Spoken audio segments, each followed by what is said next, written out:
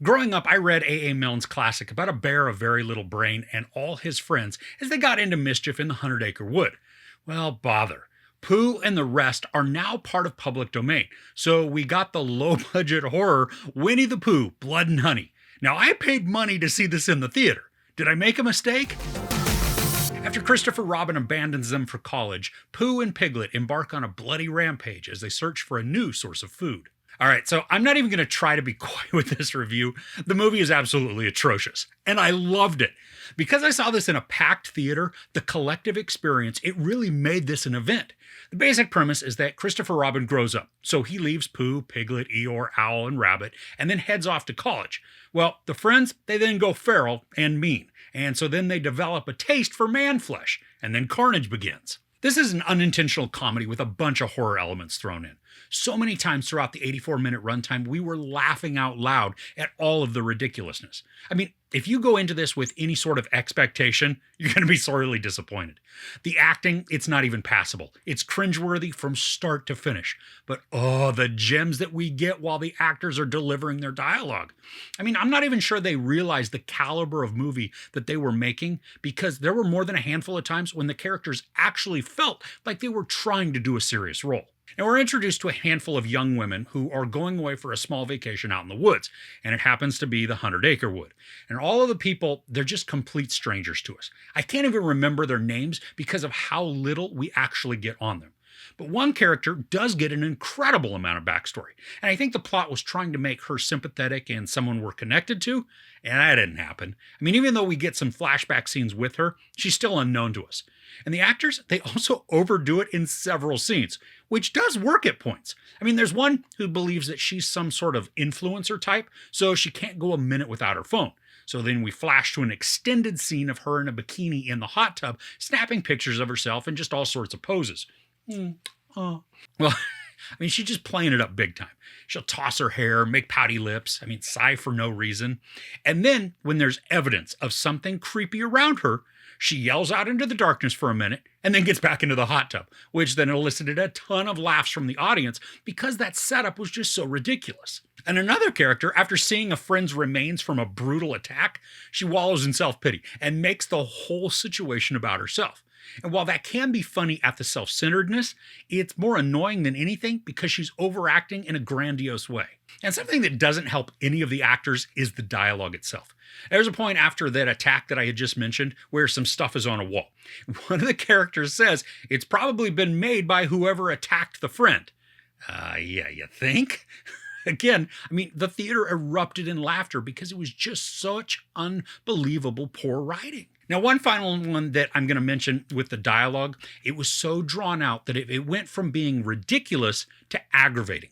Some characters came upon somebody who's very badly injured, but also tied up. So the natural thing for these characters to do is to play 20 questions about what happened to the person and how they came to be in their predicament. The scene is extended, so the longer it went on, the less funny and absurd it became, and just became a nuisance. And there's also very little continuity in here. Pooh's face will go from being covered in blood one minute to sparkling clean the next. And it's not even like he stopped by the stream to wash. He was chasing somebody, and I guess his swiftness, it just blew away all the blood off of his face. Now, another time we see a character trying to find out where she is, and then the scene cuts to her in a different shirt out in the middle of the woods. Sure, okay, why not? This then leads to a very predictable outcome, and also a sequence that led my wife to lean over laughing when she told me, that's not how shirts work. It was awesome. Now, there are some things in here that I did enjoy, as they were meant to be enjoyed. The mask that it's used for Pooh, it is impressively made because at one point, the ear twitches, and the mouth, it can move for some evil expressions. I was impressed by this level of sophistication for the practical effects. And that's another area that I enjoyed. There were a lot of practical effects employed that looked great. And a lot of the time, these were also then enhanced with digital blood effects, and those were pretty lackluster and even poor looking. But the materials and the elements used to create bodies and gore, they were awesomely created. Something else that was fun was the violence. When it was shown. Yeah, it is far-fetched, and situations are exploited to allow certain actions to happen. But come on, this is a movie about a bear and a pig gone bad. So if there needs to be plot conveniences to allow the gore to commence, so be it. Now, the tools the villains use are simple, but they're very effective. I'm talking chains, machetes, sledgehammers. These allow for a lot of gruesomeness because of how simple but brutal they are. Now, sometimes the camera will shy away from showing all of the violence, which was a little disappointing, but the majority of it is shown to us in wonderful detail, complete with gross sound effects of squishing and slashing. Now, I also appreciate the use of camera angles to mess with scale. There are a few times where Pooh or Piglet will be shown to be much larger and taller than they are, especially in comparison to their prey, simply because of how they're framed by the camera. Now, this is great for creating an overwhelming sense of unbalanced power.